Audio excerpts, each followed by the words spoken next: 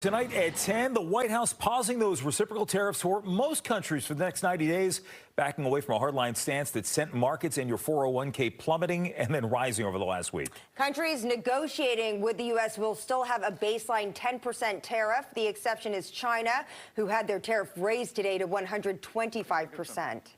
I did a 90-day pause for the people that didn't retaliate. A deal's going to be made with China. A deal's going to be made with every one of them.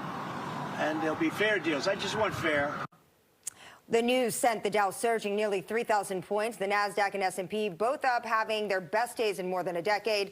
However, all three are still down more than 2% since last week's initial tariff announcement. And while today's tariff turnaround news was welcome news for many, it also represents a broader concern for others. Fox 5's Josh Rosenthal in Northwest tonight to explain some possible unintended consequences that could hit our region especially hard. Put simply, guys, the fear is that unpredictability could stop stuff from actually getting done.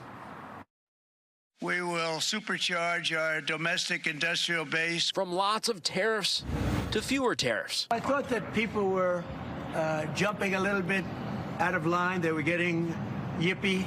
From lots of firings. This chaos and confusion is the point. To fewer firings. It's psychological, like torture, like every day not knowing if you have a job or not. It all leaves some thinking this. Mr. Trump could wake up tomorrow and be mad at, somebody, and we have these tariffs right back. Terry Clowers, the director of the Center for Regional Analysis at George Mason University, said the recent economic uncertainty presents a number of problems. For one, if the Trump administration wants to bring more manufacturing back to the U.S., he doesn't think this will help. If I'm leading a business right now based on this back and forth and, oh, well, they're paused now, but we may do it again in 60 days, I'm not committing to spending billions of dollars over a 3 or 4 year period. Clower also said the uncertainty is hitting our region particularly hard.